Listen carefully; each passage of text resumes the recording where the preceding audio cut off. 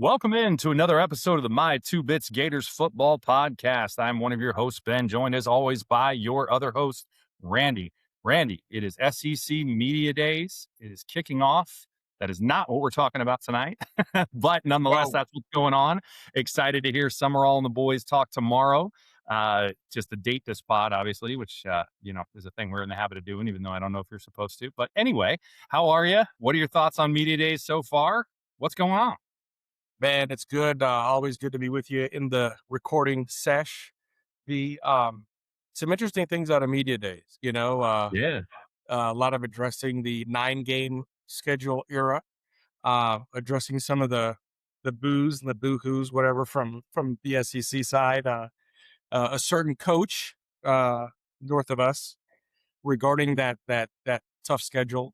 But outside of that, I think the other thing too is interesting to hear the push for a bigger playoff, more expanded playoff, and then of course you've got this other chatter over here about breakaway. But whatever, either way, uh, it's just never a dull moment when SEC Media Days comes around, and it's going to be very interesting, especially when the Lane Train takes the microphone. So always enthused for that. Yeah, that's always an interesting time. Though he has been a little more docile of late, I feel like. So hopefully that will maybe continue. But I don't know. Now that he's where he is, who knows? But Yeah. anyway, I don't care about that. I'm more interested to hear Summerall. And you mentioned the schedule. We'll obviously be looking at schedule tonight, but the Florida schedule, obviously, for 2026. Tonight is the schedule pod. So for those of you who have been with us for a while, this is our monster pot. This is the one where we break down, look at each matchup, detailed look at the schedule, each opponent, and give you our thoughts accordingly, as well as some thoughts on the schedule overall and the team and so on and so forth. So with that, let's get into it. Our intro, our mission, our accuracy disclaimer, our vision, and our agenda. Our mission, of course, to provide all or factual analysis of all things Florida Gator football. Excuse me. Our accuracy disclaimer is that our information will be accurate to the best of our possible ability. We will cite our sources whenever we use them, and all statistical data comes from either ESPN or stats.ncaa.org. And recruiting data comes from on3.com. Our vision is to have unfiltered conversation around the product on the field, as well as recruiting and overall coaching decisions. Our analysis will be based on review of film, and while we will express opinion, that opinion should always be based in some form of fact. We will also evaluate strategy and tactics and discuss our observation of player personnel decisions as well as on the field execution. All right. So, agenda for tonight is that we will have a brief review of the 2026 schedule, just discuss it at a high level overall. That we will then break down our general thoughts on the 26 Gator team. In past years, we've gotten pretty in depth there. We are not going to get as in depth this year because we don't, frankly, have as much data on that this year, right? So we're gonna kind of keep that higher level. And then lastly, we will take our detailed look at each opponent, give you a breakdown of their wins and losses from prior year, the coaching changes, the player changes that we had of consequence anyway, a brief summary of the quality that they are, better or worse than last year for at least the teams in the SEC and FSU. And then lastly, we will give you our chances to win the game based on this analysis only. These are not our season picks. That comes later. That's more our feeling of what will actually transpire. This is purely based on data analysis for this. And we have changed it up this year. We are not doing a percentage based, again, because of just not knowing so many things about Florida in terms of what it's really going to look like on the field. We've changed the grading scale for this. We'll still be factoring in all the same things, but instead of a percentage, we're going to go with a outcome of very likely win, somewhat likely win, toss up, somewhat unlikely win, or very unlikely win. So there you go. That's the grading scale. We'll remind you of that when we get there. But with that, let's start off with a look at the 26 schedule. Give us your thoughts, if you would. So upon first look, we start off 2026 in a fashion that uh, it, it's kind of rare to see, right? Or we've been accustomed to, especially over the past few seasons. FAU, great, is what it is. And after that, we've got Campbell, right? The Fighting Camels. So you look at those two games back to back, you're thinking, oh, this is very interesting. This is much better than last season. Very subjective, right? Because after that, you get into the heart of the SEC schedule, call it the gauntlet, call it whatever you want to call it. But that's where you get into the Auburn, the Ole Miss, the Missouri, the South Carolina, Texas, Georgia, Oklahoma, Kentucky, Vandy, and of course criminals at the end. That's fine. But the other thing that's going to be very interesting about this schedule too is not just the order, but the home and aways. The home and aways are going to be very tough this year. And, when you look at a lot of the different reports, it shows that this is still top 10 toughest schedule, top 8, somewhere in that vicinity. And it holds true to that. It very does, especially when you look at, a Texas, Georgia, Oklahoma, and back to back weeks. So, yeah, is it easier than last year?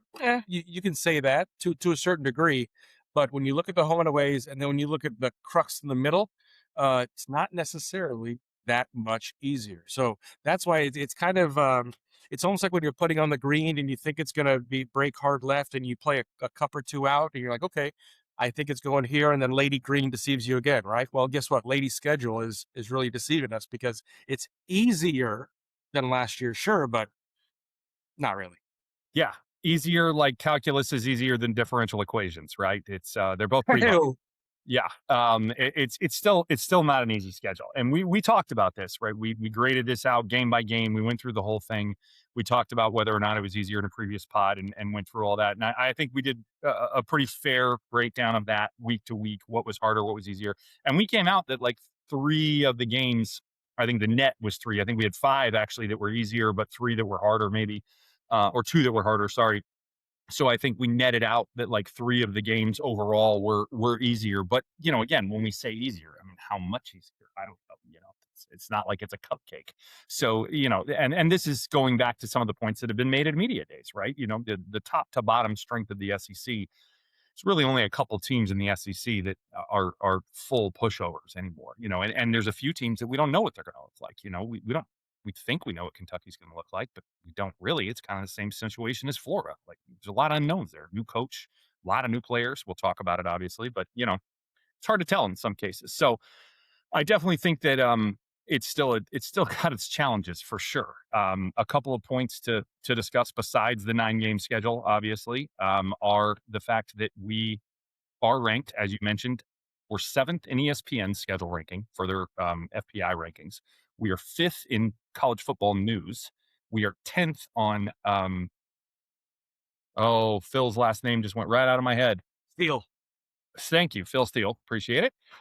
So that's 3 different agencies, services, whatever, and then Phil obviously being his own entity, but having us in the top 10, to your point, right? So you average all those out, and we're right around 7.5, right, in a national rank between those 3. I mean, that's it's not a cakewalk. Now, Phil, I don't know how much credit I can give him because he had us 12th last year, and no, uh, that's just wrong.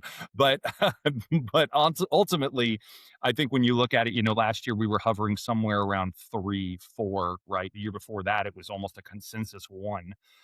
Even though we would argue last year's was harder than the year prior. So again, yeah, it's easier, but how much? You also have to compare, are the other schedules around college football as hard as they were in the last couple seasons? Maybe, maybe not. It's hard to know what you're comparing against. But regardless, easier doesn't mean easy, right? That's the point. So last thing I want to bring up here, just a quick note.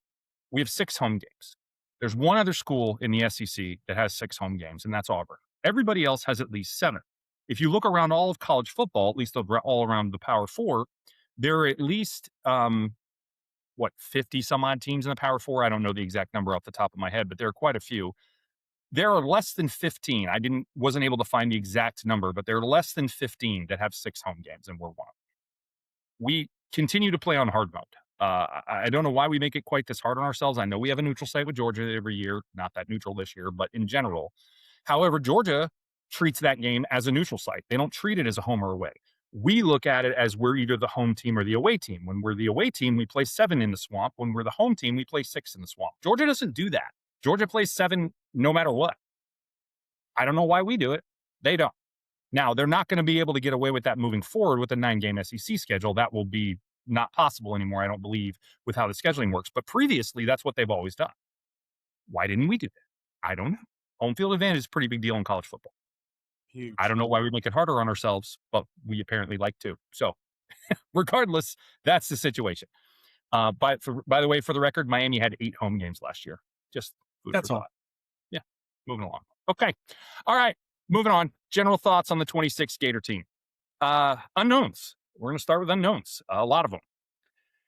I think we came up with the idea of looking at the scientific method here, right? Lots of hypothesis or hypotheses, very few actual control groups, right? We got a lot of theories. We don't know what's actual fact. Um, we're trying to be as objective as possible, right? We really want to look at this, continue our trend that we've really tried to stick to so far this offseason as much as we possibly can, calling a spade, being as honest and objective as we possibly can, despite bias that we know we have towards Florida. Of course we do. We're fans. We know that. But we're trying to look through the lens as clearly as we can. So having said that, where should we be better? Get us started. So, some obvious things that come to mind because we actually have an OC, not an HC that thinks he's the OC, but the OC is not the HC that can't call. Anyways, we have an OC. We have a dedicated OC. And at the end of the day, we have some unique problems, call them first world problems, on offense, namely in the wide receiver room. We know about the running back room, but the wide receiver room, there's definitely enough skill there. And not to mention, there's been a lot of chirp in camp about the tight end room, one particular name in tight end room that we mentioned in a previous pod. So, skill positions on offense should be, in theory, better than last year. I'll start there. Yep.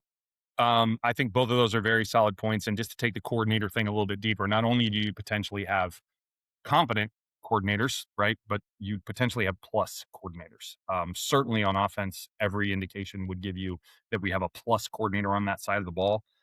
I think it's also possible that we could have a plus coordinator on the defensive side of the ball. Jury's out on that. Not sure, right? It's hard to evaluate Brad White based off what he had to work with in Kentucky. Also, how much influence did Mark Stoops have, right? Being a defensive minded coach. Yep. We don't have all those answers to those questions. Again, go back to the unknowns. Um, we think knowing how Summerall and Brad White worked together, some of the best years Brad White had at Kentucky, Summerall was with him there. Food for thought, right? And then look at Summerall's track record, pretty good on his own. You combine that again with more experience for John as a head coach, calling defenses, maybe not calling them, but having influence, I should say, on defenses. Seems like you could end up with plus coordination on that side of the ball too. Biggest thing though is also just play design and overall scheme and varying of that and not just doing the same thing every week that we talked about before. Those are the things that I'm most looking forward to in regards to that. Skill positions, you hit on it. Wide receiver room, somebody ranked us 8th in the country recently. I think it was Athlon actually ranked the room 8th in the country. Mm, Show me the 7 that are better. I'm not saying there's none better, but I want to see 7 that are. yeah. Quite frankly, I'm sorry, but I don't have 7. I could think of 3 or 4 maybe, but and so not to say that they're way off, but regardless, we're ranked top 10 coming off a 4-8 year. And there's been a lot of ranking services and not recruiting, but ranking lists and position lists and everything else that frankly have had us way lower than we should be. And it's because of last season, right? There's that recency bias to a prior bad year that's somehow making us less talented. No, false, right? They're undervaluing the talent, they're overvaluing um the or they're not maybe not valuing enough the impact of coaching, and or maybe they are valuing it too much and the fact that it's gone, right? That's no longer there, that's no longer the case, right? And I think that's a really important point when you look at some of these lists, see some of these things. I saw something the other day, also speaking of F1, where they had our linebacker room ranked 11th in the SEC, which is a complete joke, but we won't go into that right now. However, I will mention that talent wise, particularly on defense, one of the things that we talked about years ago on this pod, very early on, was that a lot of our highest ranked, best, talented, most high end guys were young, and that our older, more experienced veterans were not as talented players. So we had this disconnect where we had this talent on the team, but didn't have experience and maybe wasn't even getting a lot of playing time, and not necessarily wrongfully so, but we just didn't have the talent and experience together.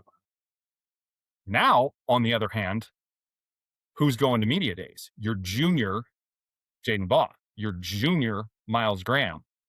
Granted, your sophomore, Vernell Brown, but nonetheless, the point being is you're starting to have more and more of the talent with the experience, right? The most talented guys are gaining more and more reps, right? I couldn't believe this when I saw it, but Najee Harris, it is Najee, by the way, you were right.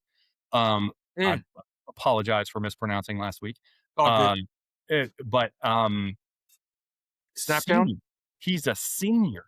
Oh, When did that happen? When did when did Najee become a senior? I blinked, man, and it's over. Like it's yeah. crazy. So but again, the point being, some of the more talented guys on the roster are now also some of the more experienced, and that you can't replace that. You know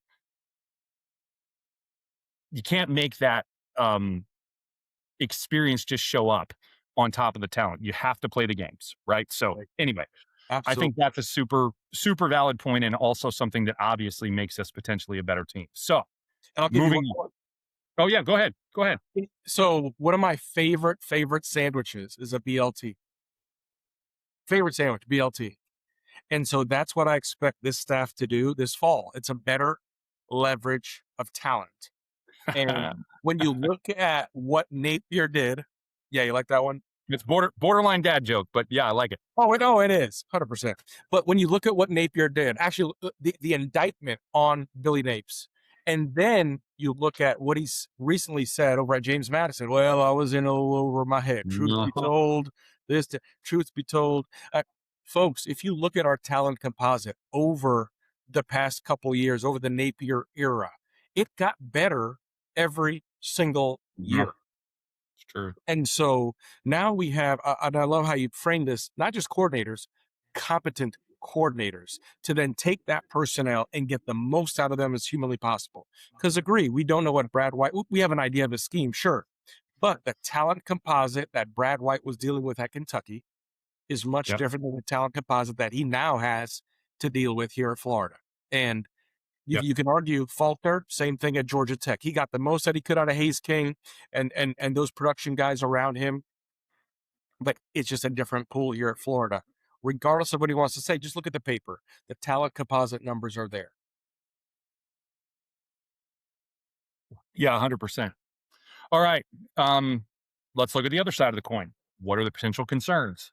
Mm, We know the first one. We've addressed it ad nauseum already, but we're going to keep talking about it. I'm sure there'll be more on it too. O line.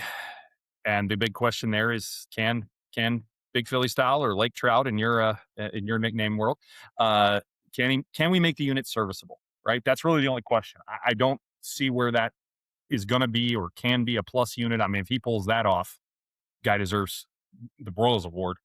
Well, that's for coordinator, not position coach. But anyway, well, actually, I think it's an assistant coach, but he usually goes to a coordinator. Anyway, okay. point being, if you make that an elite unit, hats off to you. I don't see it. I just don't think it's possible. Um, but if you can you make it serviceable, right? Can we make it to where we are getting done what we need to get done, where it's not a liability, right? That's the biggest thing. Just be competent. That's all we need from it. If we can do that, I think we can be a very solid team. If we don't do that, it's going to be where all the problems start, and unfortunately probably end as well. Um, the other side of this coin is lack of experience at quarterback. Now, I think we've got talent at quarterback, no matter who wins the battle, right? No matter who ends up with it, I think both guys have their talent points. We talked about it. They both made my list for top 11 on offense. Um, one made your list. The point being, I think the talent is there enough to be proficient at the position, but they don't have experience. Neither one of them does. And that is a concern, especially when you get into those big moments, those big games, especially on the road in the SEC. See week 3 at Auburn. That could be an issue as soon as that, right? There are significant concerns there that can crop up and be a problem. Not every guy can just go out there and sling it in a high pressure, high leverage situation when they don't have the experience prior. So those are my two biggest concerns on the team overall, I guess. Those are both offense. Hmm. Doesn't mean I don't have any on defense, but those are my two biggest. What do you got? And those are very warranted for the record. For me, it's going to be, I'm going to share one with you, is the O line. Yeah. Uh, it just goes without saying. You said the points well. I don't need to beat the horse again. Secondly, I like what you said about QB. It makes a lot of sense. Hopefully, Faulkner does what he can do and woo his magic. And because Aaron's been with him so long, Philo's been with him so long that if he's in a tough situation, if it's a close game, if the crowd is unruly, hopefully Buster Faulkner is that calming voice in Philem's ear. Because again, folks, I know not a quarterback has been named, but we believe that Aaron Philo is going to start for us this fall. So, having that been said, I like what you said there as far as experience. That makes a lot of sense. My thing is going to be look at how much momentum this team has carried since John Summerall's initial presser. Massive amounts of momentum going through the spring, the overhaul of the weight, nutrition, training, room, program, everything there. Going into the spring, and one of the most important things that I saw, and people wonder is Summerall genuine for this? The clip that I love the most is he's in the center, teams around him, whatever the case, and then we're talking about game day and this and that. Yeah, it's a spring game, but at the end of the day, on every game day, what do? We empty the tank. And the way that he said it was so guttural, so visceral. And he is who he is. He says what he means what he says. And so my hope is that from that initial press conference to the spring game, to everything that's happened in between, as fall camp's going to start here in what, 2 weeks? 2.5, but yeah. 2.5, right? Does that message stick? Is it still there? Is it still is it still piercing the ears? Is it still piercing the hearts to understand what we play for, why we play for? And given the talent composite, the level that we can play to. And the other thing that I'm going to say, the last thing is going to be, I'm not going to call it the I word. I'll just say conditioning and fatigue late in games. I'll just call it that. I like If that. we can finish games strong, if we can bring in fresh bodies, substitute at a good pace, play complementary football, and take games deep into the fourth quarter and either get that edge to pull away or truly pull it away to the point where we can rest some guys, bring in some backups, whatever the case might be. I think that's going to be another concern for me this fall, knowing, and I like the way he said it, we do have a lot of returning talent. We do have scar tissue. We do have experience. But at the same time, we have a lot of young talent that need more reps and need it in that SEC environment or that regular season environment. Yeah.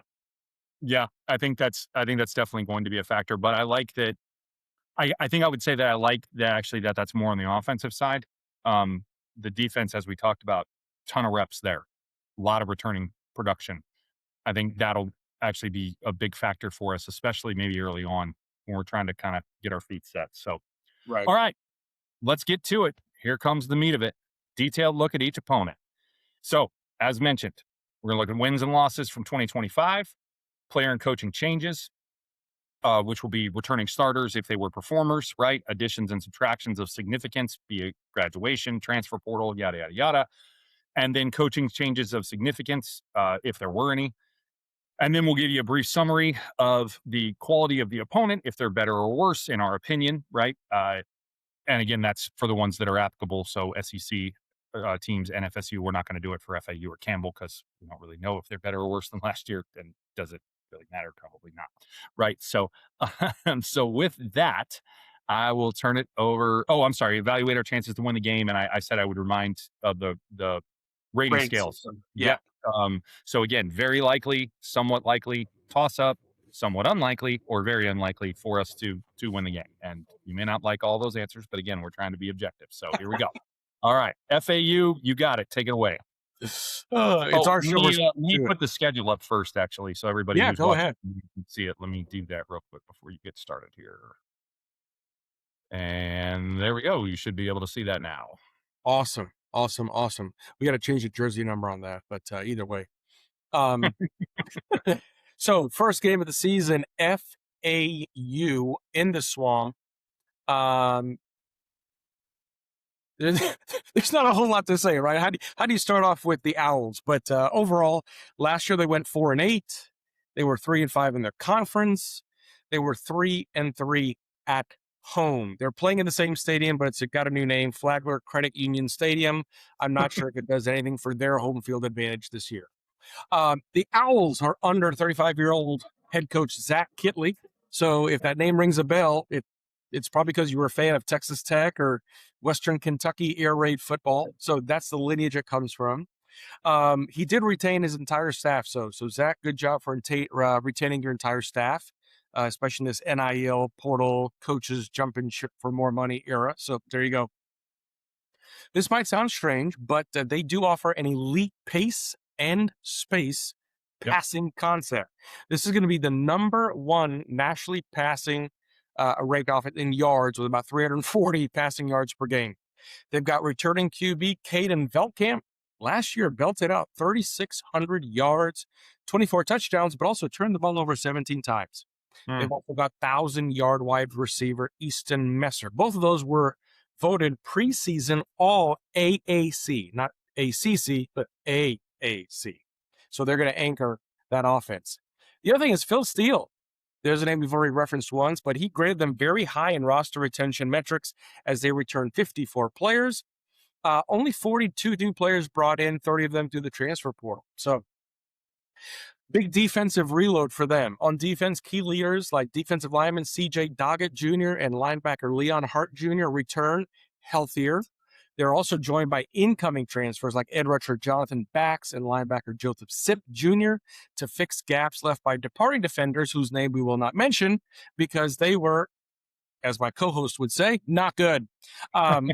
As far as gaps, their run defense last year that was gutted for roughly 288 yards per game and blowout losses and only had 8 takeaways all year. Talent gap, yeah, is enormous, but now we've quantified it. FAU, not even in the top 5 in its own conference. So there's that. So it's going to be interesting. It's going to be interesting measuring stick for Brad White's defense overall against a spread tempo air raid passer who does have a habit of turning it over. So hopefully we can get a couple of INTs, right? The defense could spread their wings early in that game. But at the end of the day, should be a comfortable win for Florida on paper, regardless of season opening jitters, rust, whatever have you. So give me Florida with a very likely win. Yeah, I like that pick, and I would agree certainly with the very likely. I don't think there's much doubt there for pretty much anybody. Quick thing, you said tempo? Tempo. Interesting. So they're air raid. They're not necessarily spread, but they pass the ball a lot. They got tempo. It's not a bad warm-up for Auburn. Granted, it's a week before, Campbell and then Auburn, but it's not a bad warm-up for Auburn. I wonder if they're going to test some things out, that they might run there, at least with some concepts, certainly for the hurry-up type, style of it or whatever the case might be. It's actually kind of a good week one draw there, for us in terms of what they're going to play. Because obviously the challenges that Auburn is going to present with Golish there and, that spread up tempo, Tennessee style, right? Because he was the OC under Heupel there and runs a lot of those same concepts. So that's probably not a bad thing. I hadn't realized that they run. I knew they ran air raid, but I didn't realize it was tempo with it as well. So that's good. That's good. That'll be interesting to keep an eye on, kind of see what we do in some of those situations. Right. I certainly don't think that formationally it'll necessarily be the same as what we might need to roll out because it's not necessarily the spread concepts, but nonetheless, that's cool. That's actually good. I think that might end up being advantageous for us for that match. So anyway, moving along. Let's go to the Fighting Camels, or Campbell's Soup, as people are calling them. All right, Campbell's Soup. I thought you were going to say I've heard that. It's either one hump or two humps. I don't know. Okay. Yeah, it's Campbell with a B. They're out of North Carolina. This one we talked about Long Island being maybe the easiest FCS opponent Florida would see. I don't know. This one's going to be a close second, folks. So they were 2-10 last year and 2-6 in the Coastal Athletic Association, not the Coastal Athletic Conference, the Coastal Athletic Association. Um, Campbell first fielded a football team in 2008. So this will be their 18th year, 19th year, I guess, Wow. in having a program, though not technically ever. They did have one back in the 50s or actually the 40s. They dropped football at the end of World War II or around the end of World War II. 1950 is when their last year was. So they aren't exactly what you'd call a well established program, is the point here, right? Even by FCS standards, right? Under second year coach Braxton Harris, they return their starting quarterback, Camden Six Killer. That's what it says. And most of an offense that looked competent in a spring game that they had where they won 28-0 against their second team, for whatever that means. Aside from the obvious talent gap, which is wider than the Grand Canyon, between Florida and Campbell, there is going to be a serious concern here with experience in the secondary for them. All of their cornerbacks and safeties on the roster are either freshmen or sophomores, with only 3 exceptions at safety, being 2 juniors and 1 senior. So at corner in particular, they are going to have to play first or second year guys against one of the best receiving groups in all of college football, as we have previously discussed. Let me know how that works out for you. I think whoever the quarterback is going to have a real fun day that day. Uh, regardless of this, however, obviously, we know it's tune-up, right? We've known that it's just for continued playbook installation, firming up who your starters are, player rotations, right? Things of that nature. That's what this game is for. And we need to make sure we have everything running as smoothly as possible before we get into SEC play in week 3 on the road at night on the plains against Auburn, which you will discuss shortly. Point being, very likely win. This one is basically a sure thing. Not much to talk about there. Any thoughts you want to add on? Yeah, I think I have my candidate for the year for the best name in college football. Six game? It is Sick Killer. But I was like, is that Native American? I'm like, okay, well, he's a native of Norman, Oklahoma. So out there, 6'4", 205-pound signal caller, dual threat. Hey man, go out there and give it all you got. But I'll be curious to see him in action either way. Yeah, I'm going to Overall, tell you, I don't think he kills any sixes on the September 12th. Just saying. yeah. Overall, good synopsis. It is what it is. Tune up, cupcake, whatever the case might be. Yep. All right. All right. Auburn time. Auburn. Let the games begin. Let the games be. Now the star and the heart of the SEC schedule. All right. So Auburn, let's take a brief look at their record last year. Overall, 5-7. And if you take a look at that or listen at that and go, yeah, it was deplorable. Well, guess what, folks? We were 4-8. So I rest my case, Your Honor. 5-7, 1-7 in the conference. We at least had more conference wins, and 3-4 at home. Yes, they had one more win than Florida last year. Unbelievable. But just like Billy Napes, they dismissed Hugh Freeze towards the end of the year. So there you go. And as we know, the big news, the Alex Golesh era, has started in Auburn. Also, their wide receiver coach, Cody Burns, Kodi, who won a natty with Auburn in 2010, is their new wide receiver coach. So good job for Cody. Hey, what happened to Marcus Davis? No longer. Yeah, I know. He's our wide receivers coach. It's like, wait a minute. What? We did a swoop and swap, except for Cody didn't come from Gainesville. There you go. Right.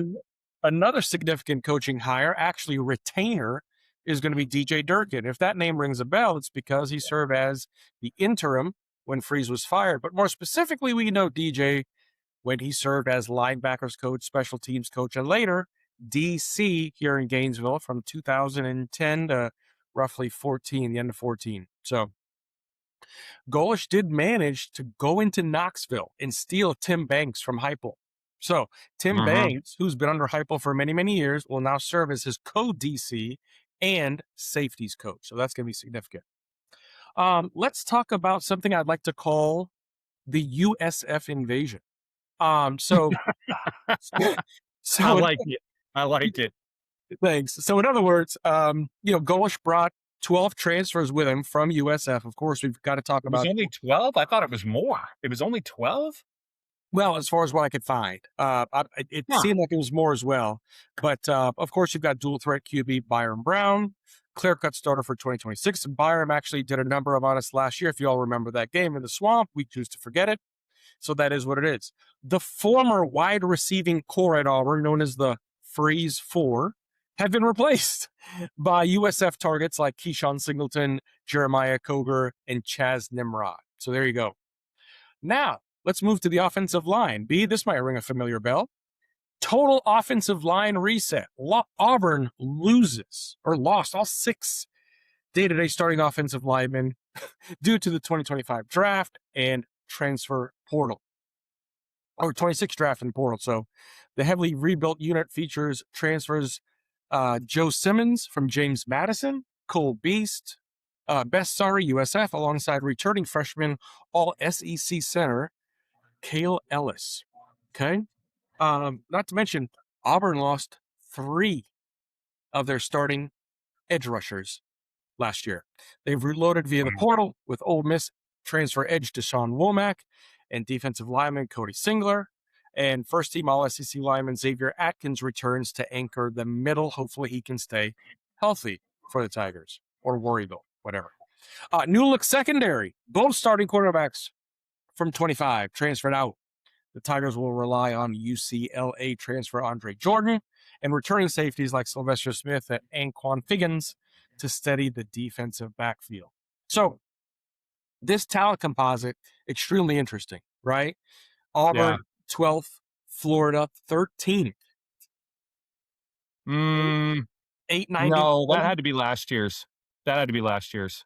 Is it? Okay. So Yeah, we don't have the composite ranking yet for 2026. That's not out. That must have been last year's ranking. okay.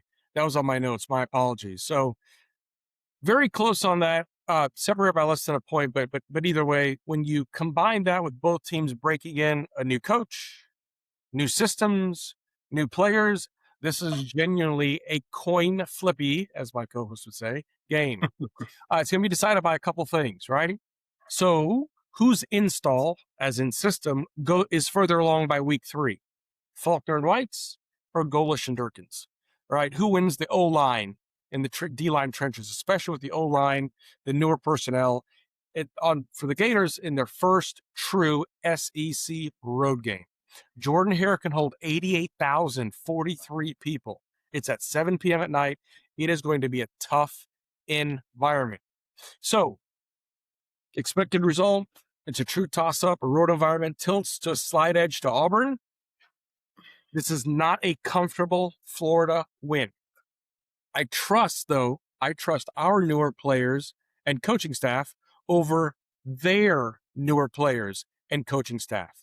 Not to mention, they've got a tough opening game against Baylor in the ATL, right? So that might have them on the ropes and have them sputtering early. I am going to choose a more likely win, Florida. Somewhat likely. Somewhat likely win to Florida. New grading scale. It's okay. Thank you. We're not used to it. It's all right. Okay, somewhat likely from you. So a couple things. 13 transfers from USF as per 247. Okay, so I missed one. Gotcha. Yeah, but that's fine. So close enough. Well, not really, because we try to be accurate, but nonetheless, nothing of significance missed from your analysis there is what I'm trying to say. Yes, it is. And that is for sure the 25 talent composite, because again, 26 isn't out yet. And I did check it. It is from the 25 there. So I got this as a toss up. And the reason I have it as a toss up, is because even though I think we will end up with the talent edge, I think once the new composites come out, we will be higher. I do also like our coaching staff better, but I think DJ Durkin's a wild card here. Durkin had several down years. I think after he left us, was not as productive, kind of didn't evolve with some of the times. And then all of a sudden he picked it up. I can't remember if he was at Virginia or Virginia Tech, or he Maryland was as somewhere well. up in there. What's that? He was at Maryland for a time as well. Yeah, Maryland. That's where it was. It was Maryland. That's what I'm thinking of. Thank you. Is that region, and that's where I had it. And then he figured something out, and he got more modern in some of his schemes and some of his stuff that he was running, and he really turned a corner. And his defenses have been better ever since.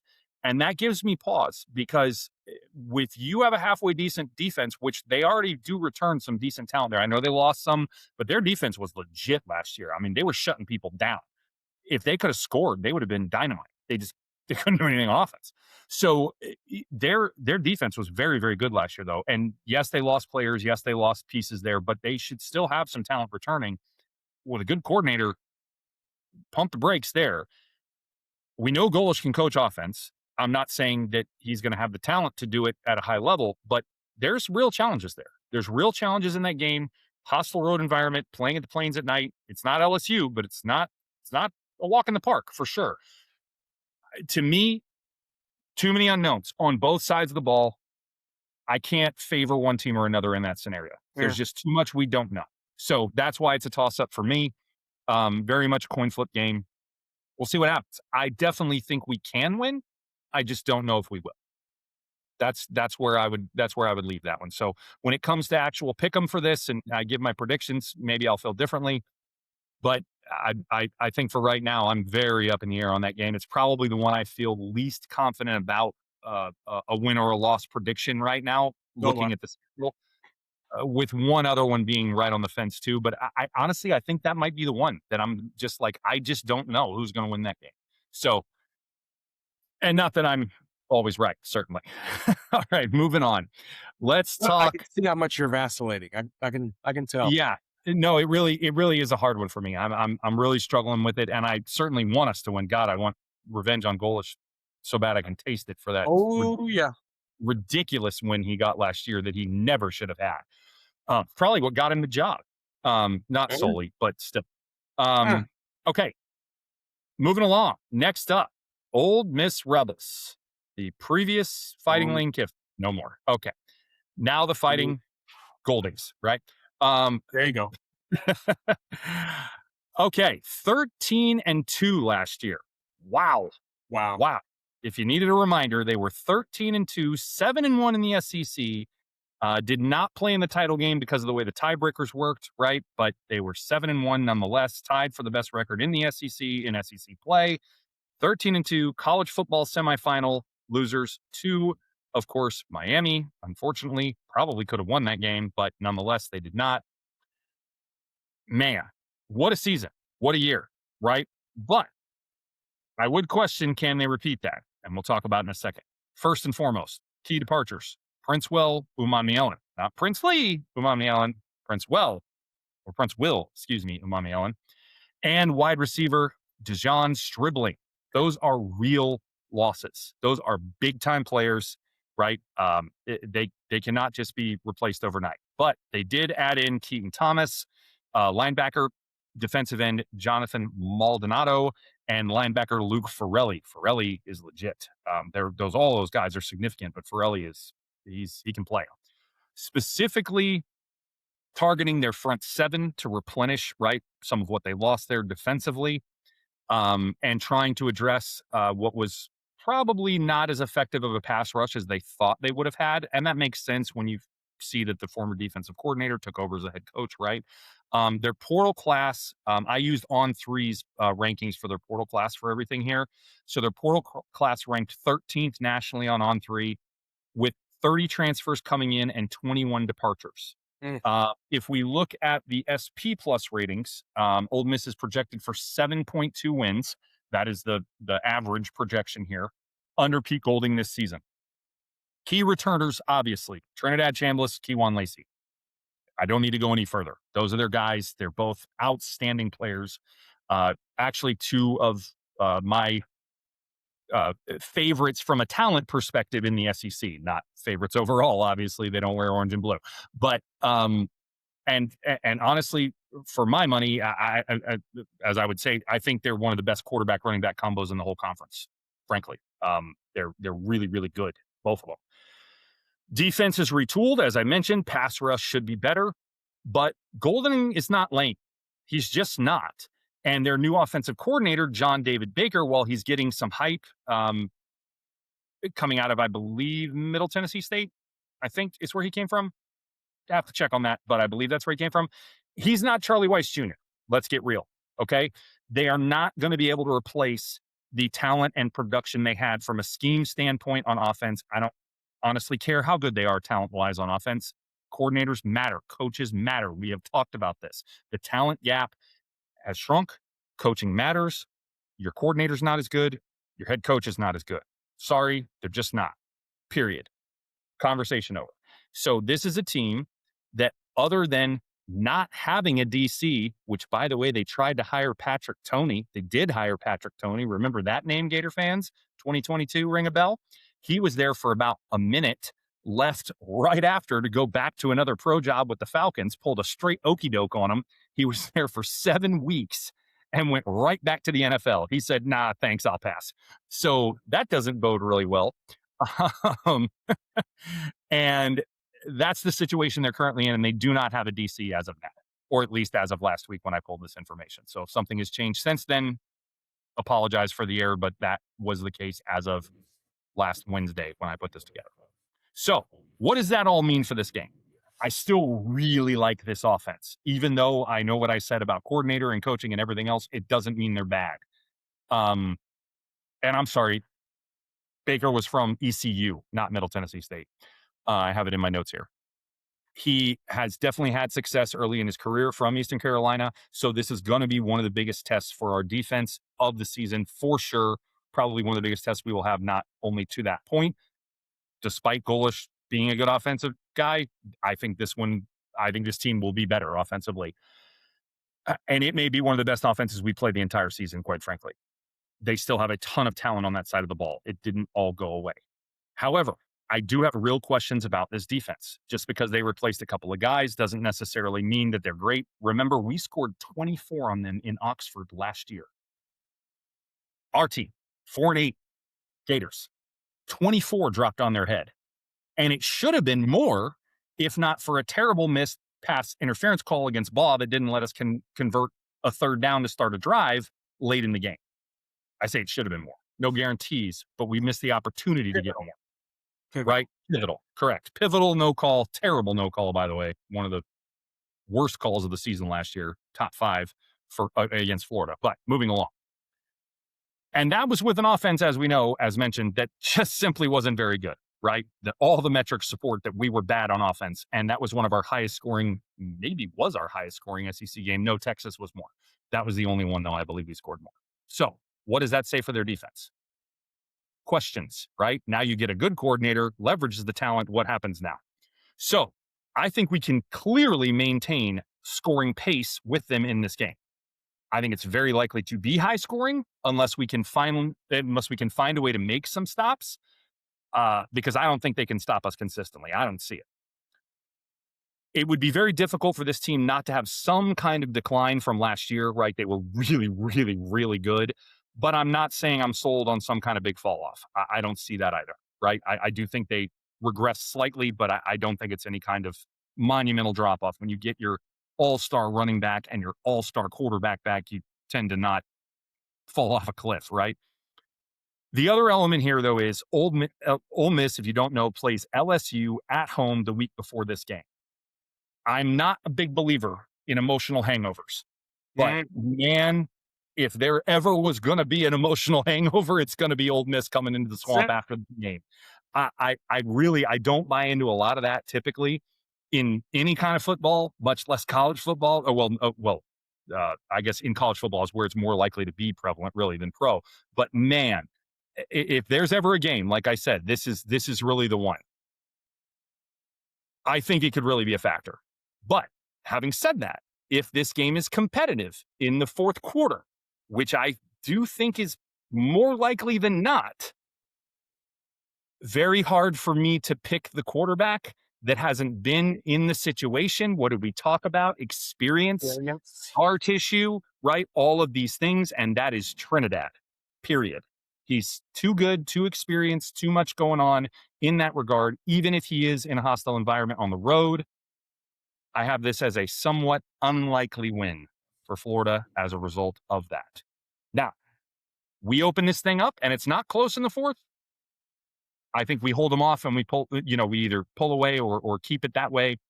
And then I like our chances. But that's the only way. If this is a close game in the fourth, I don't like it. I don't like it. And I think it will be. And that's why I've got it as somewhat unlikely. Where you at? Fair. Fair. Yeah, John David Baker, interesting name. Very familiar there at Oxford State. Was in Oxford 21, 22, 23, right, as a co-offensive coordinator, tight ends coach before going to Eastern Carolina and coming back. So he's very familiar. But at the end of the day, when you have a defensive-minded coach become, DC, basically become the head coach, i.e. Will Muschamp in Florida, circa 14 years ago, whatever the number, you tend to play differently, regardless if you have a top 5, top 3, whatever quarterback in the nation. So that is what it is. On a side note, how do you bail on that, Lane? How do you bail on that? I just, A lot of money. Argue. Well, okay. Well, we're not talking about live golf, which is going to be no more after 26, whatever. But, I get it. You take the bag, you go do your thing, you take care of your family, whatever. But man, Ole Miss, arguably their greatest season ever in their football program and competing for a CFP, and it just all fell apart. I've got this game. So I'll just say this.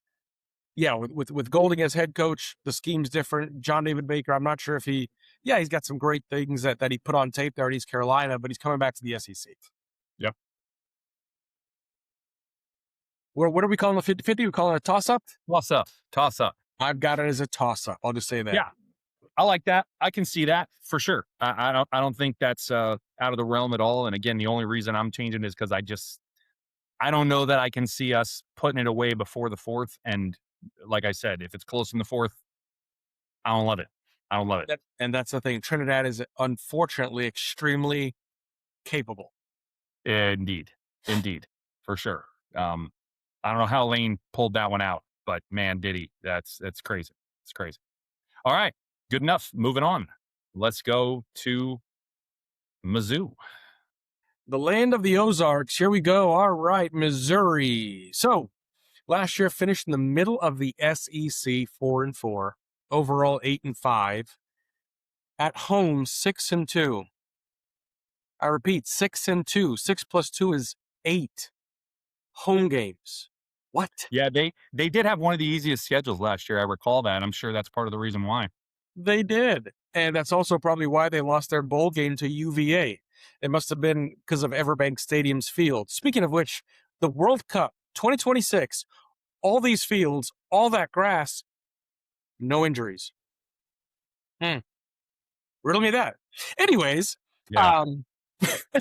you've got old Eli returning at the helm, right? Still there, complaining at SEC Media Days. Was that too soon? However, he did hire away Chip Lindsey. If that name rings a bell, that's the Michigan OC. Of course, I'm sure he was dying to get out of there after everything that happened with Sharon Moore. He got Alex Atkins from LSU as his tight ends coach. Also, he added Lavorne Harbin, a.k.a. Chop, as the DL coach. He was brought over from Tennessee, where he spent 5 seasons, most recently as the outside linebackers coach there under Heupel. So, wait, you said he hired Michigan's offensive coordinator? Let's see. Chip Lindsey, coming from Michigan. Okay. Well, I'm much less scared of that offense. Let's go. Moving on. Not Harbaugh, like him or hate him.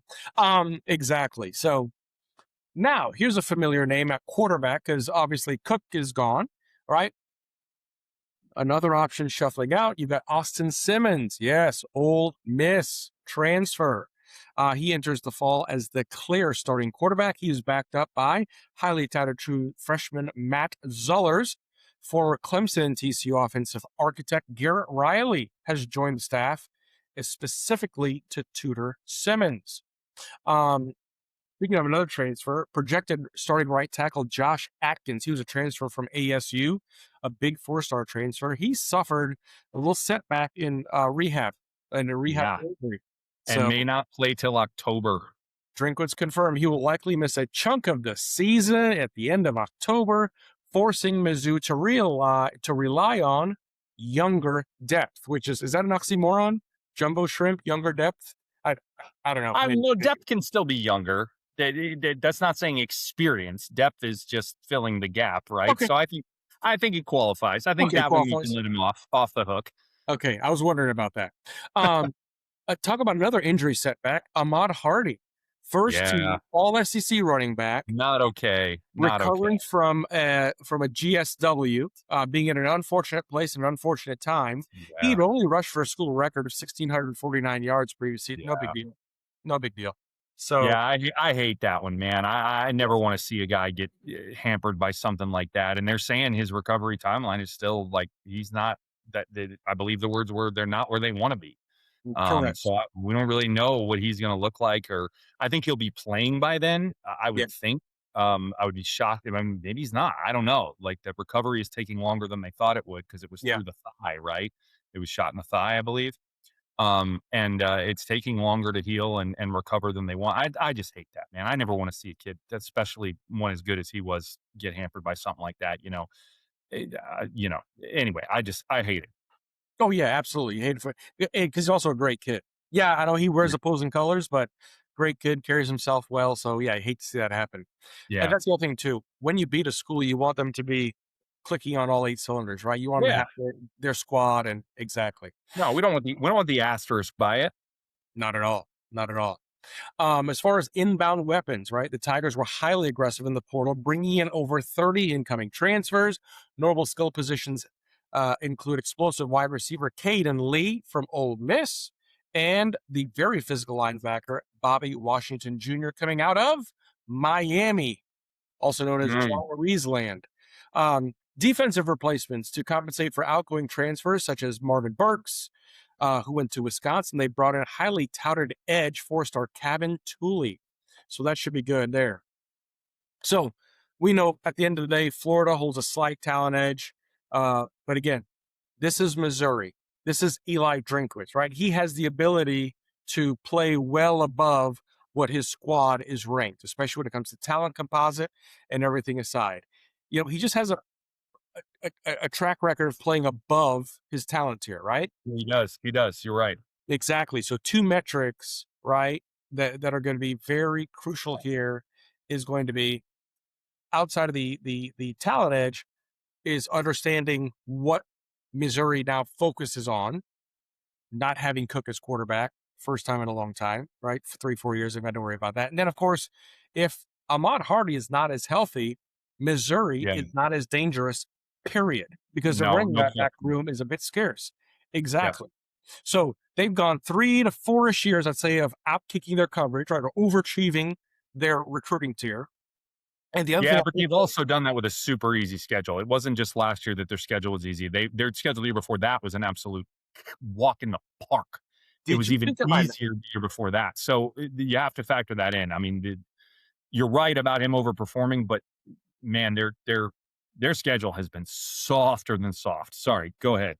No. I was going to say, did you pick up my notes? Because my second thing has been their schedule has not been exactly the toughest in the Funny, nation funny. today. Yeah, However, right, I do pick Florida. And here's the other thing, too. Hopefully, the players on this team know that Missouri's been a little bit, yeah, I'll use your term again, coin flippy for us. We've had some battles in Missouri and I don't know if it's the Ozarks, the air, what.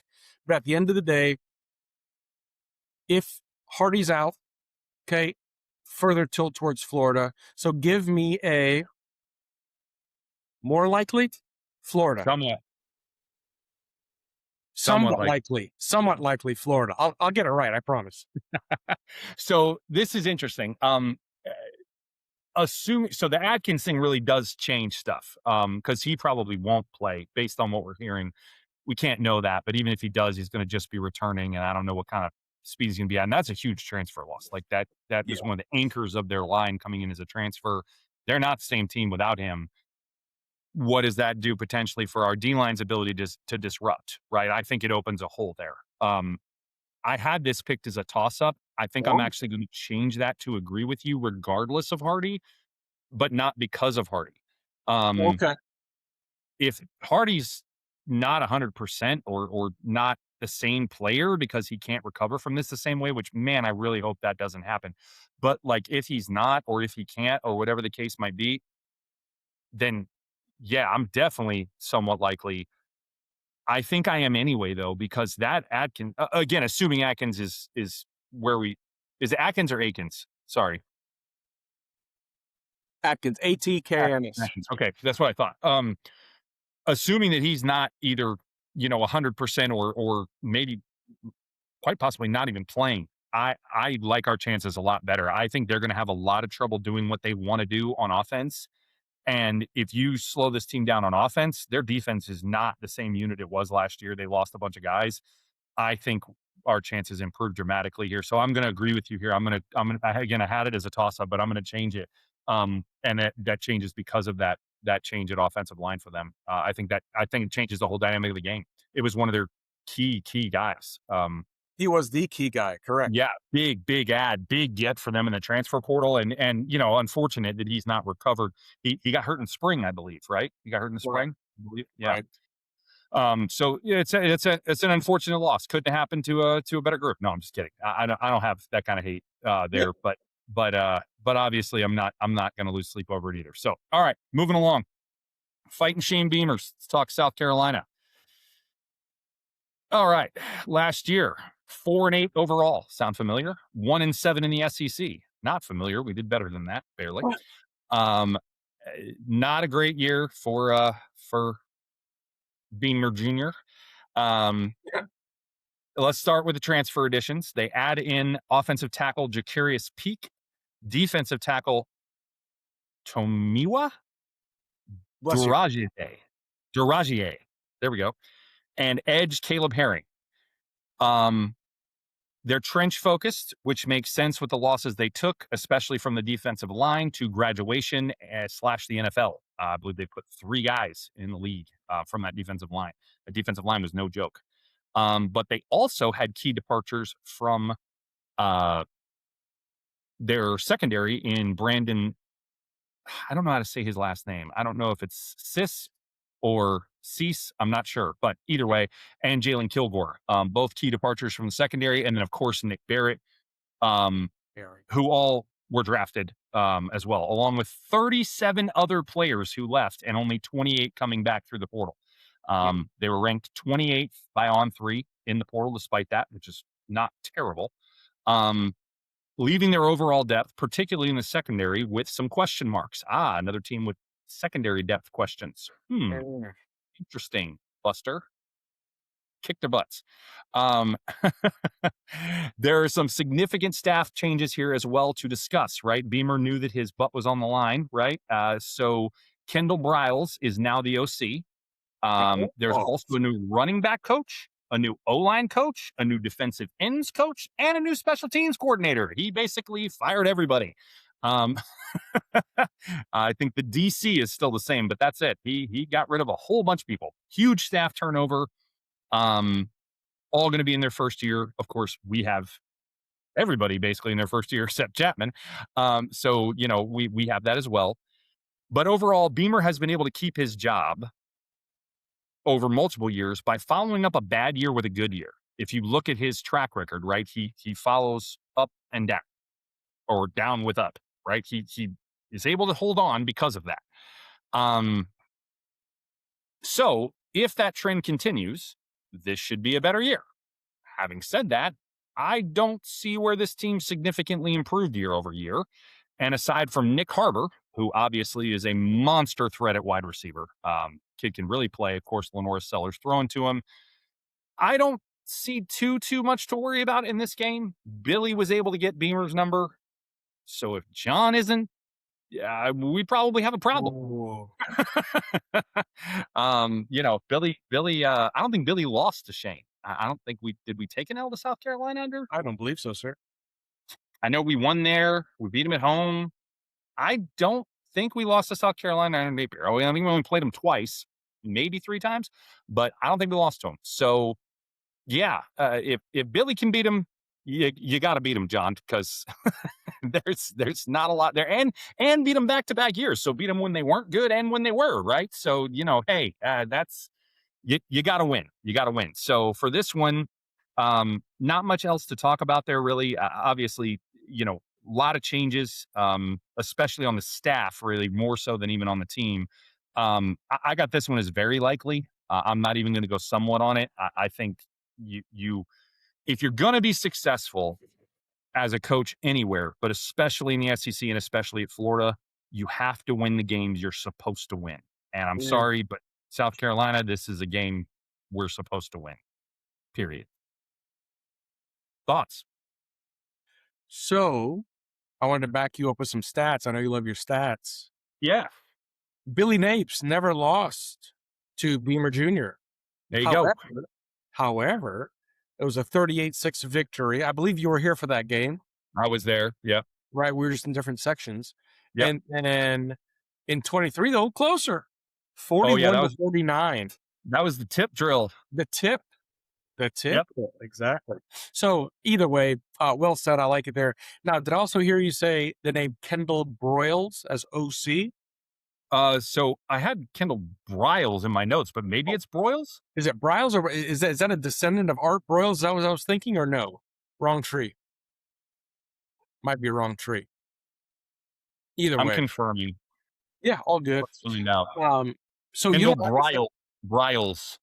Briles. And he is the son of Art Briles, Briles. the former Okay. Baylor head coach. You are right on. I That's did not find that tidbit in my research. So some names just stick out at you. Yeah. But either way. Now you had this as a very or somewhat. Very. I'm going very. Oh wow. Yep. Look Yep. at you. You're supposed to win the games you should win the games you're supposed to win, and this is a game we're supposed to win. Period. Well, guess what? I had it down as very likely because I share the same sentiment. Very good. Yep. We'll have a talent advantage. We have, I think, a coaching advantage. We'll see. That's still yet unknown, but I think we do. We're at home. It's homecoming. We should win that game. We should, and that's the other do. No disrespect to Shane. It's just too big for his britches. You had to fill Spurrier, then you had to fill Holt. So Holt. So, tough job. Yep. There, South Carolina. Agreed. All right, moving on. Tejas. Here we go. Yeah. Number 5 in the SEC with a 6-2 record. Overall 10-3. Hey B, home games 6-0, 6 home games. Man, that doesn't bode well. Doesn't, right? So, following a 10-3 finish in 2025 in the hunt for CFP, head coach Steve Sarkisian shook up his coaching staff for the first time in his tenure at Texas, implementing a major structural change across the defensive and running back rooms for this fall. Enter in your new DC, Will Muschamp. Yeah. Holy crappers, Batman. Yeah. Not great. Not at all.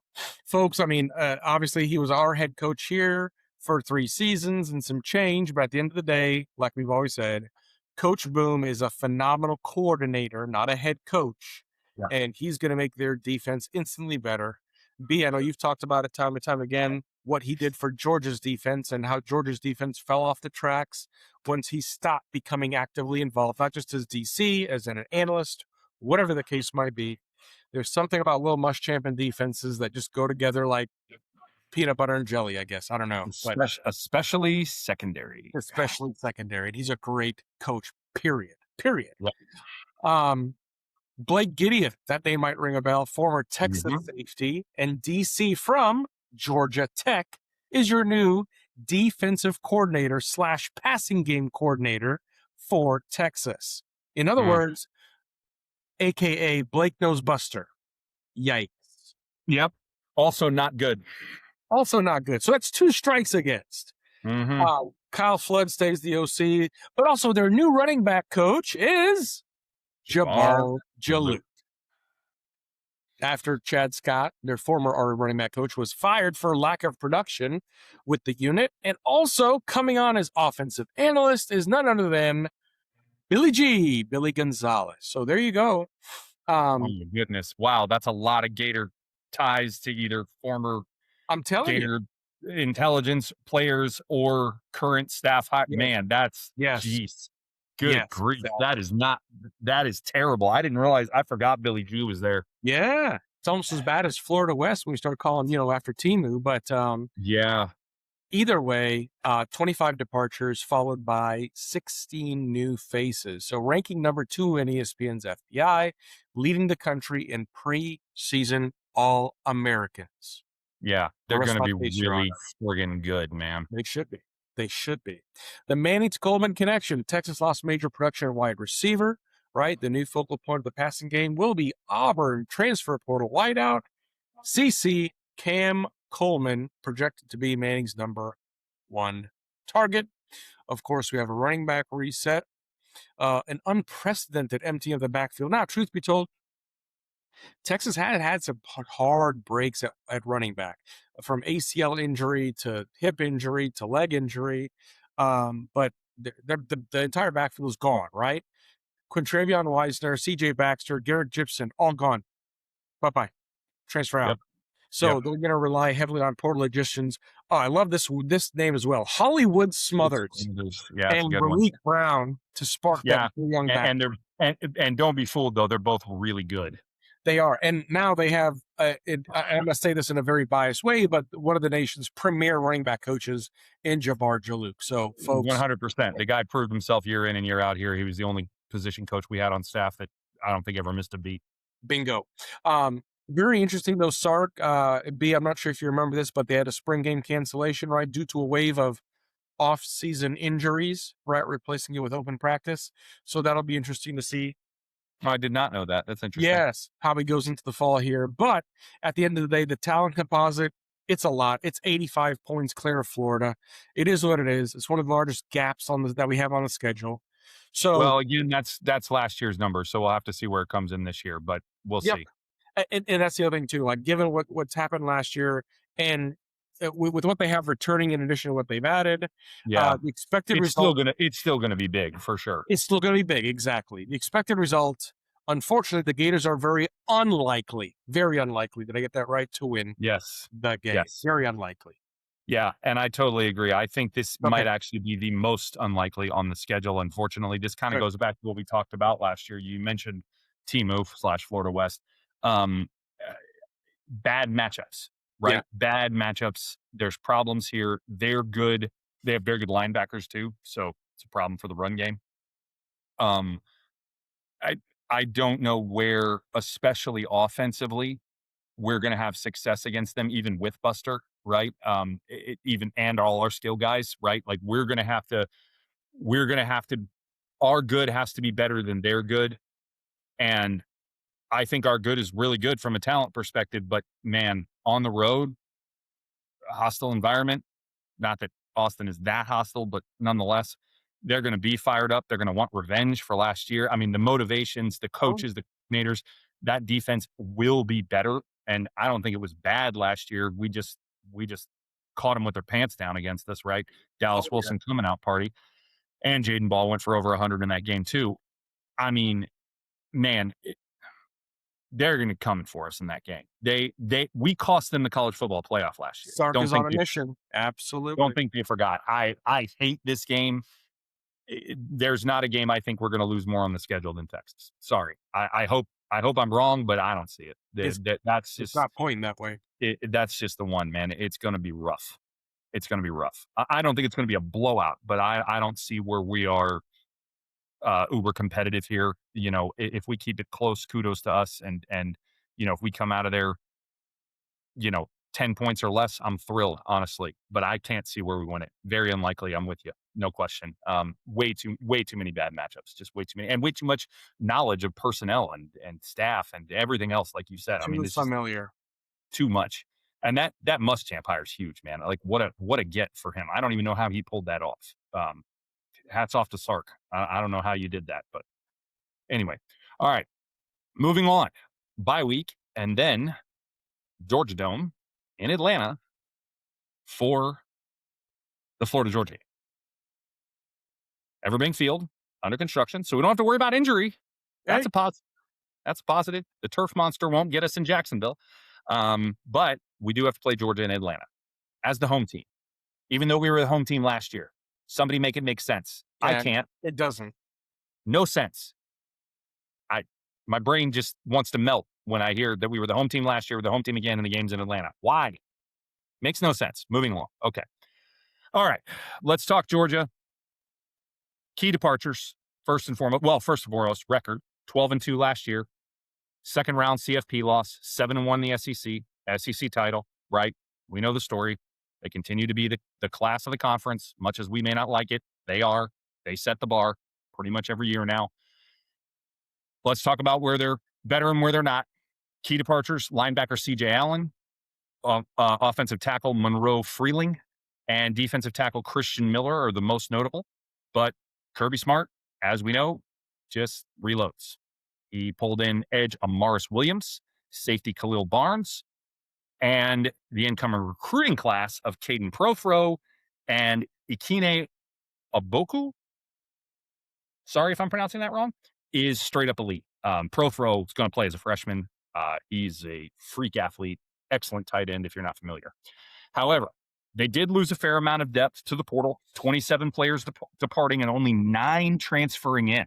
Wow. That's a crazy, crazy disadvantage. I actually don't have their rank on here. I don't know why I didn't write it down. But that's wild.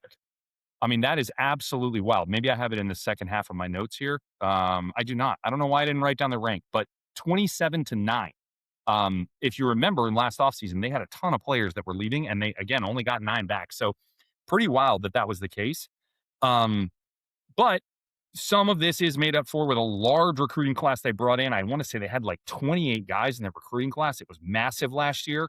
And while they are freshmen, there's enough talent there that some of them are going to play as freshmen. And I think maybe that's why they didn't grab as much in the portal despite the outgoing. So some of those outgoing guys, I'm sure they were just kind of like, yeah, we don't really have space for you, right? Which is a thing that happens now. It's part of the nature of the sport. So the interesting thing here is lack of experience. We just talked about it, right? And the 2 deep is definitely something to keep an eye on. We will have to watch for injury concerns. This is a game that comes almost in November. It's going to be on Halloween. So what do injuries look like? Is there any concern there? Are we going to be getting down to some of those freshmen needing to play, even if they wouldn't have, right? Having said that, they still have a talent advantage, as Georgia's going to continue to have. It's been narrowed. The gap has lessened, as we've talked about in years past, but nonetheless, they have a talent advantage, no question. And we'll have one. Again, we'll get to those ranks probably in the season preview. Hopefully we'll have the composite for 26 by then. But nonetheless, Texas is projected 4th nationally in ESPN's SP Plus rankings at 9.8 wins. I think you said Texas was 2nd in that ranking. So back to back, the 2nd and 4th best in the country. Yeah, that's not great. And while I mentioned they're 2 deep, the thing we have to keep in mind is their starters are likely going to be better than last year. They did not have their typical draft where they put 40 guys in the NFL. I'm exaggerating, of course. They had a lot of younger players last year, right? We saw this in some of their metrics, especially on defense. You just mentioned Muschamp not being there, their defense has fallen off in production. That is true. However, I would also say, in a little defense of Georgia, even though I don't like to do that, they have been young there. They lost a ton of guys a couple of years ago after that 22 title run, and then after 23 as well. They lost a ton of guys to the NFL, especially in the secondary. And I think Starks is the only one really that left the secondary last year, right? Malachi went pro, I Yes. believe. Yeah. There was maybe one other, but I think that was it. They're going to return a bunch of production, bunch of solid guys that are only going to get better in the offseason, right? So on that side of the ball and offense too, to a degree, obviously Gunnar Stockton coming back, Nate Frazier coming back, right? They've got their other running back who was actually committed to us at one time. want to say Bozer, something like that. But anyway, also a very good back, very talented, tore us up last year in that game. Um, and then, of course, factoring in this game is being played in Atlanta, as already mentioned, this is not going to be an easy one. It would be one of the bigger upsets of the year in college football, not just for Florida. Yeah. If we pull it off, I'm sorry to say, we will definitely be at a minimum touchdown underdog, probably closer to double digits. And the one factor we talk about, right? What's Kirby's Super Bowl every year? The Florida game. He wants to win it more than he wants to win everything else. He just does. He hates us. He went 0-4 as a player. Spurrier kicked the crap out of him for 4 years. He will never forget it. He will always want this game more than anyone on the schedule. And while I'm really looking forward to this game in Tampa in 2027, I can't say I'm looking forward to it that much this year. I got it as very unlikely.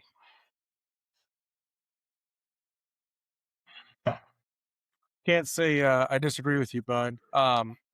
Georgia's 2026 transfer portal additions, their rank sits outside the top 10. They're ranked what? And they sit outside the top 10. Does it say what it is? It shows the 2026 transfer class is outside the top 10 as they've only added 8 players to the transfer class, currently sitting at 19th.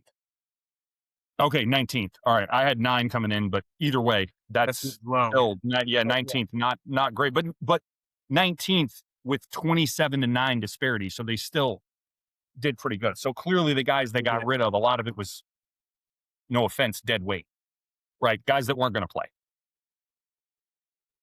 So, agreed. So I'll tell you this. I've got 2 spins for you. The first is, and great job bringing up Kirby's absolute disgust for Florida. So that's a driving factor there, right? Always. So I would think John Summerall is going, this is the premier game on our schedule all season. This game defines a lot of things. This game has not gone Florida's way the past few seasons. So 5 in a row. So I would expect Summerall to get this team amped up, to do something different, do something special, and empty that tank in this game. I'm not calling for us to win. I'm just saying Summerall's going to have to take a different approach, because clearly Summerall's impatient. Summerall's intensity is at a different level than Billy Napes. I don't know. I mean, yeah, Billy Napes did a good job of motivating through unique parables and things of that nature, which is fine. You know, maybe somebody can run through some sheetrock for Billy. When it comes to John, you're running through brick and mortar, so it's a little bit different comparison. Second thing, a depleted secondary. Buster Faulkner, take note. Third thing, offensive play caller is Mike Bobo. I rest my case, Your Honor. You can't overlook. You can't overlook the Bobo handicap on offense. That is a very fair point. Bingo. So I'm not saying I'm favoring us to win. I'm not saying it's coin flipping. I'm not saying it's toss up, but I'm going to go somewhat likely, because I know it's still Georgia. Somewhat unlikely or somewhat likely? Somewhat unlikely. I know it's still Georgia. I was like, whoa. It is Atlanta, home game, my rear end. But either way, those are 3 factors as to why I went, because originally I had it as very unlikely. So I did change it to somewhat likely earlier today. Somewhat unlikely. You keep saying likely, but that's okay. Unlikely. It's all right. This grading scale has us all jacked up. It's okay. We're going back to percentages next year. All right, moving along. I'm just I promise. We were trying to do this better because we thought percentages were not going to be justifiable with not knowing what we knew, right? We're trying to help. But anyway, all right, moving along. I hear where you're coming from. I like the Summerall angle. I like that. There's just too many data points against this for me to have it as anything but very. I wish it wasn't, but it is what it is. All right. Yeah. Give me Oklahoma, man. This is a pivotal game. 3 real quick call out, and we'll talk about this more obviously when we can preview, but 2 pivotal 3-game stretches on this schedule. Auburn, Ole Miss, Mizzou, and Texas, Georgia, Oklahoma. Obviously, the second being a lot harder than the first, but nonetheless, those 2 3-game hits early in the season and then later in the season are going to define the year. How we do in those 6 games but in the groups of three they're gonna define the year. Because if we can do better than expected, I guess you'd say, in either of those, but especially if we do better than expected in both of those, it could change the season. So anyway, what do you Very got? Oh, Oklahoma, number 6 in the SEC with a conference record of 6-2.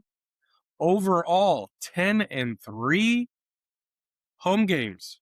They went 6-2 at home. Another 8 home game schedule. What in Sam Hill? All right, Brent told you, Venables. we play on hard mode. Yeah. Brent Venables still at the helm after the Sooners' rushing attack finished a disappointing 104th nationally. In 2025, Venables wanted to revamp his offense. How did he do that? He brings in a guy by the name of Jason Witten. That name might ring a bell. Yeah. I.e., your new tight ends coach at Oklahoma, focused on advanced run blocking techniques in addition to helping tight ends out in the flat and get better with their hands. I think he might be a good candidate to do that. Just saying. He was okay. He was okay. He was okay.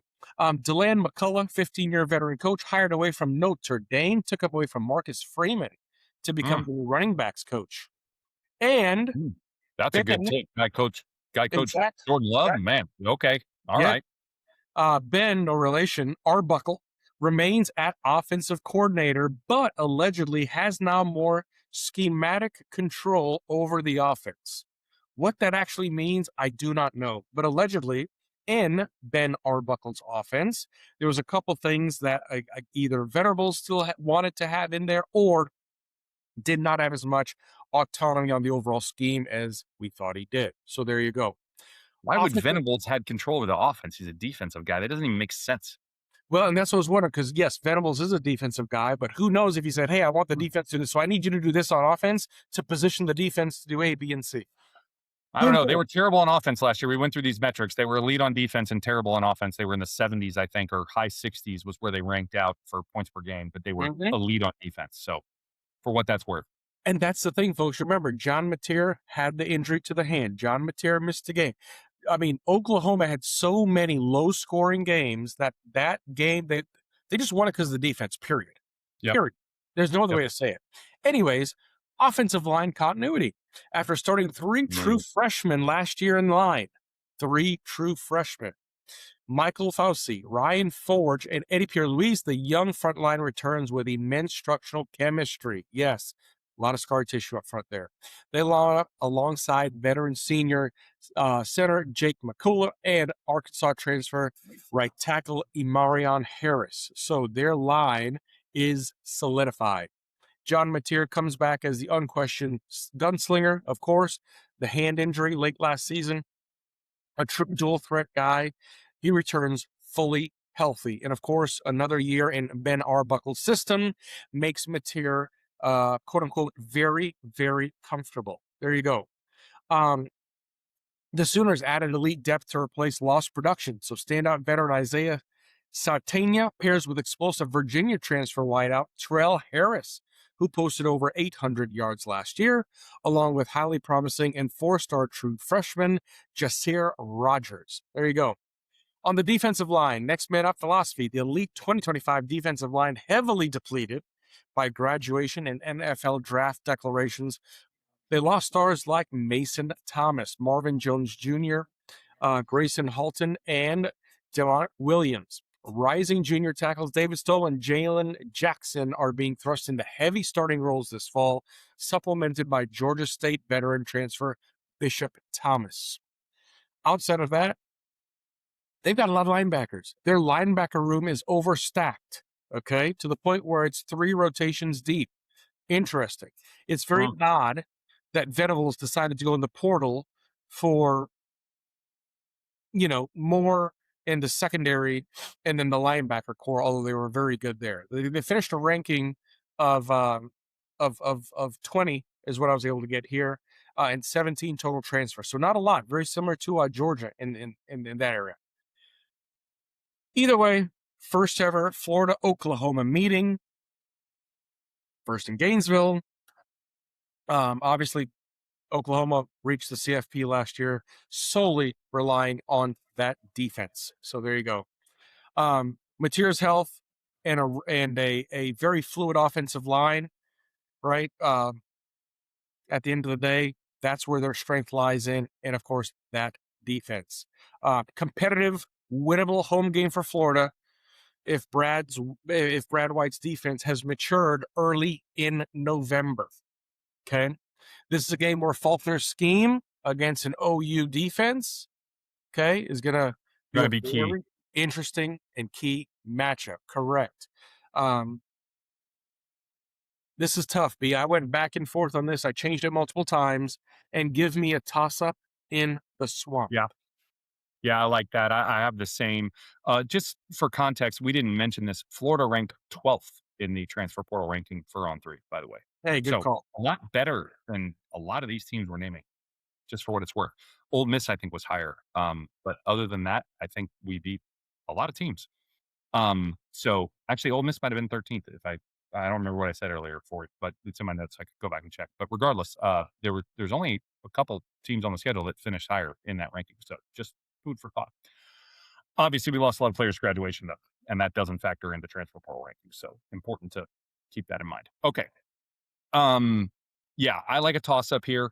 I will say I have an edge to Florida though. I like Toss that up with we're an at edge. home. Yeah, we don't have that as a ranking. I'm throwing a new terminology in there, but it not being a true 50-50, if I'm going to say, that it was leaning one way or another, I would lean Florida in this because of the home field. If this is in Oklahoma, I lean the other way, right? For sure. And I'm glad that it's not, for the record, especially because of how good that defense is. Right, we need the home crowd in this one. It's important that this game is in the swamp, in my opinion, for us because again, the significance of this stretch. I don't think we're getting the other two here. We need to get this one. It's critical. We'll talk more about that when we get to season preview, but this game is critical. So yeah, I like toss up. I'll agree with you there. But I think it's going to be really important. All right, moving on. Freaking Kentucky. Okay, you know how I feel. Let's do this. 5-7 overall last year, 2-6 in the SEC. Um, Off-season additions. They're indicative of their new head coach, right? Very offensive focused. Will Stein. He is him apparently. If you didn't Yeah. hear the SEC media days, the reason Kentucky's going to be better is Will Stein. He's been accused of being arrogant. I don't know if that was a sarcastic response that he gave yesterday. Yeah, yesterday. But he said, I'm the reason. So, all right, well, we'll find out. QB Kenny Minchie, offensive tackle Lance Hurd, and running back CJ Baxter, if that name rings a bell. He used to play at Texas before a very rough ACL and MCL tear that cost him to, frankly, not be the same back that he once was. He was a killer his freshman season, and then just hasn't really been the same since. I don't think he's the same threat that he once was, but he can still play. I'm not saying he's lost everything, certainly. But they also lost two offensive linemen, Jalen Farmer, and I don't know if it's Jaeger Burton or Jaeger Burton, but along with Seth McGowan, all drafted, and Kendrick Law, wide receiver, to the NFL draft as well. They also lost their other starting O-lineman to the portal in a class that ranked 40th. Portal class was 40th, I will say again, with 44 players leaving, 44 players left, and 33 coming back in. Ooh. So their entire O-line is now made up of transfers, and we have seen this movie before. I remind you, what team did we play last year with a full transfer lineup at offensive line? Do you remember? It's okay if you don't. I'm pop quizzing you here. I don't. Texas. How did we do against Texas offensive line? We dominated them. We put Manning under pressure all game long. It was the reason he was not overly successful. I question whether or not this O-line is going to be able to stop what should be improved pass rush.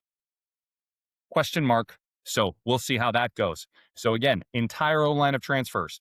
So if you thought UF had questions at O line, at least we don't have these kind of questions. Mhm. Um, Coaching changes abound here, as you would imagine. Will Stein obviously taking over. Jay Bateman, perhaps that rings a bell, Oh, yeah. coming in to replace Brad White as defensive coordinator, coming over from Timo. So there you go.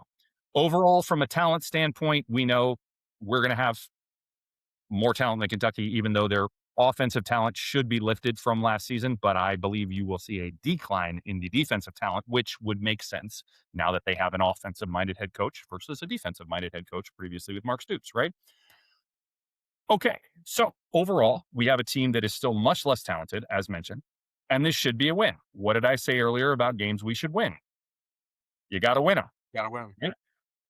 It will be interesting to see if Summerall puts any extra emphasis on this, beating a former alma mater or not. But regardless, he needs to show that he can win the games he should win early or late in the year, especially against a team that should not be significantly improved, even though they might be fairly better on offense. They will not be better on defense. So overall, I call that a wash, right? It's not significantly better.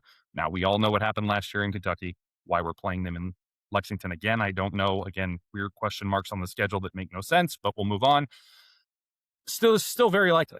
It's still very likely. It never should have gone down the way it did last year. Obviously, team was in disarray after that Georgia game last year. I don't see that happening again this year. Very likely is what I have it at. Talent gap is what it is. Coaching and coordination should be much better. Very likely. And it's not just because of how I feel. It really is my analytical analysis. It's sad to think that Kentucky had a better overall season record than the Gators last year. Yep. And tied us in conference. That's sad. Secondly, Will Stein, I think, hopefully, besides eating some Kentucky bluegrass, can also eat some humble pie. And We'll see. Florida, very likely to win. That's all I have to say about that, Bob. Yeah. That's what the metrics would indicate. So, but should have been the same thing they indicated last year, and we all saw what happened there. But I think we know there are reasons why that happened. So Yes, sir.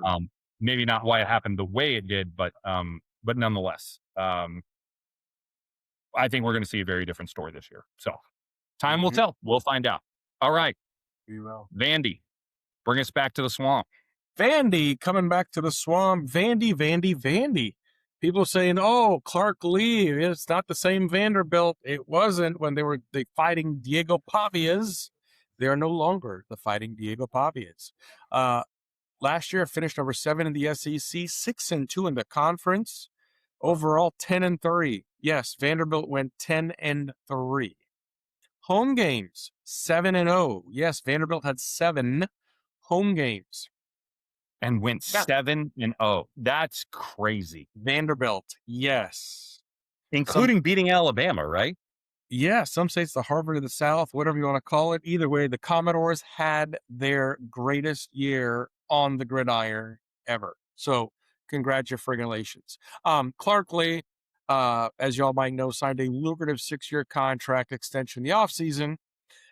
He has kept his primary coordinator puzzle pieces intact. So, of course, we have a new quarterback. 5-star quarterback. 5-star. So here's the thing. 5-star third. As of last week, Clark Lee has intentionally avoided naming a definitive starter heading into fall camp. Really? Really? The conversation revolves around managing a wide open quarterback room. The depth chart features high ceiling talent like sophomore Jack Elliott, senior Blaze Berwitz, and highly touted number 1 overall true freshman recruit, Jared Curtis. There's your 5-star. There's your 5-star, which is still crazy to me that a 5-star quarterback went to Vandy, but went to Vanderbilt. All I can say is he's doing it for the weather, and I don't know. Maybe he's doing it for Broadway. I don't know. You I don't know, cruising up and down Broadway on set. Anyways, sorry, I digress. Line of scrimmage focus, right? Vanderbilt signed 17 incoming players in its transfer class. focusing heavily on upgrading both sides of the trenches. Marquee line additions, key additions include blue chip Micah DeBose. That name might ring a bell. From Alabama, transitioning from tackle to guard. Let's see how that goes. An anchor to protect. Yeah, that can work out, but we'll see. Yeah, an anchor to protect the unit alongside former Iowa edge rusher Brian Allen and LSU transfer C.J. Jackson to reinforce the defensive front. So you Mhm. got some upgraded passing weapons to replace lost offensive pieces. Vanderbilt secured highly ranked Eastern Carolina transfer tight end Javante Connor. They also Mm. reloaded the perimeter with Old Dominion transfer Ja'Cory Thomas and Alabama transfer Cole Adams to support returning top wideout Junior Sherrill. Was it Sherrill? Sherrill. I Either think way, it's Sherrill. I was wondering. He was pretty good last year. He Yeah, did he a lot of was. things. He and Pavia connected on a lot of passes last year. So he returns. Safety room overhaul. While the Cormorants return defensive back system veteran CJ Hurt, the safety room added massive playmaking potential by signing Clemson transfer Ricardo Jones, who led the ACC in interceptions last season. Coaches expect a much more aggressive, multiple safety defense optimized to produce more turnovers, which they failed to produce last year. So there you go. Um, Here's the thing, B, and you said it earlier. Yes, they have. Clark is not named a starting QB yet, but Vandy. Signs are pointing that they might be starting that true freshman, That's what I heard, but Mr. it's interesting. Curtis, I didn't know it hadn't been named. behind a line that also lost four. So Clark also mentioned this.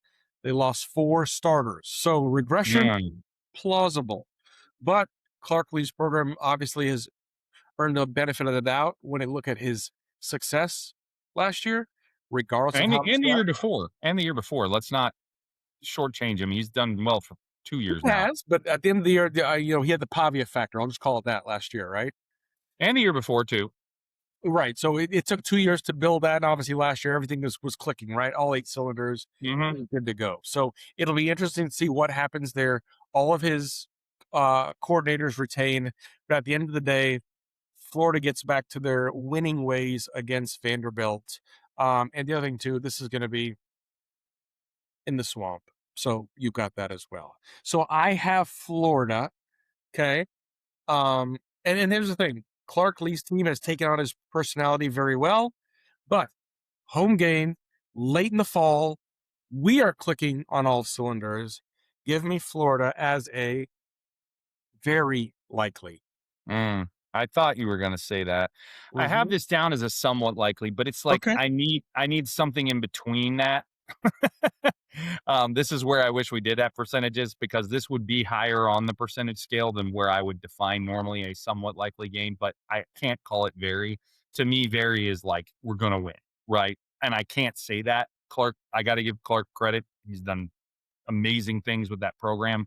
And I'm not gonna just throw out an underestimation here of him. I I'm gonna leave somewhat likely, but I will say that it's my most confident somewhat likely on the books here, even including the next one. I'll come back to that. I I think this is I think this is a win, but I am still only gonna say somewhat likely. Fair. Just a confident somewhat likely. I'm hedging my bets all over this damn thing. All right, moving I along. was going to say, what's the line? Yeah, I don't know. We're making it up as we go. Okay.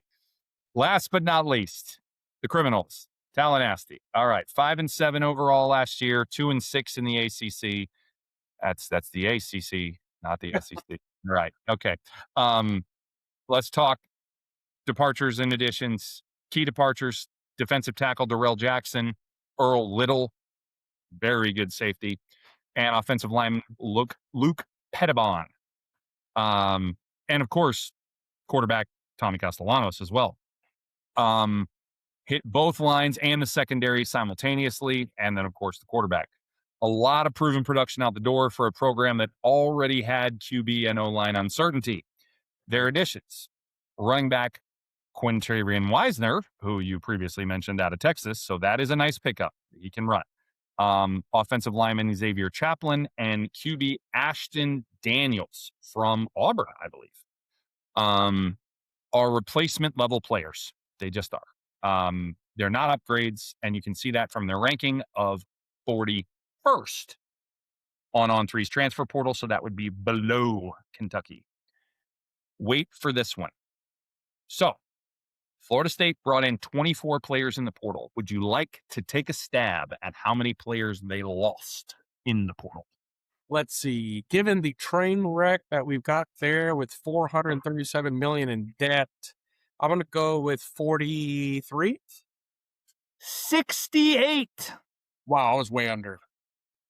That's a record. 68. That's a record. They're allowed to keep 105 on the new roster rules. That's well over half of their roster left. And that's not counting graduation. That's just transfers. Wow. Injury. So you also had staff changes. Gus Buss is no more. He has retired. And Tim Harris Jr., I believe this is your Middle Tennessee State. But I could be wrong. I might be manufacturing where that Middle Tennessee State came from. He's coming in to say it to replace him. I know I had somebody who was a coordinator coming from Middle Tennessee State. I think it might have been this guy. And perhaps the most controversial firing in maybe anywhere in college football, the firing of Patrick Surtain Sr. How do you fire that guy as the quarterback's coach to be replaced with Blue Adams? Who is, I mean, you're my boy, Blue, but like, it's Patrick Surtain. What are we doing? I don't even know what. I got nothing. I got nothing. They're out of their minds up there. Whatever. Keep doing it. Keep doing it. I don't necessarily think FSU is going to be significantly worse this year, but is that saying a lot? It's also very difficult to see that they got any better. I don't think they did. I do think they'll be at least slightly worse. And they still certainly lag behind us in overall talent. And fairly significantly as their high school recruiting has now just fallen off a cliff.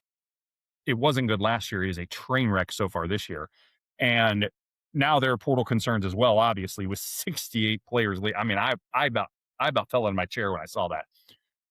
Norvell has also proven to be a subpar coach. Let's call it what it is, right? This isn't me on Florida State. He's not a good coach.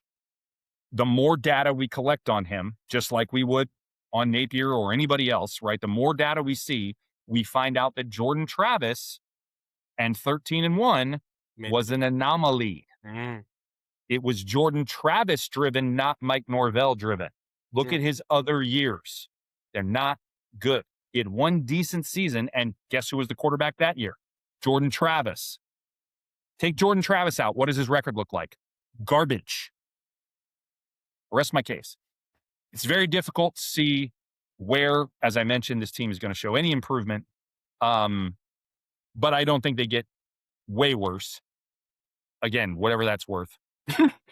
But this is a rivalry game, and it's in Tallahassee. And you have to throw some of the traditional rules out the window when that happens. So I can't call this a very likely win, even though it probably should be.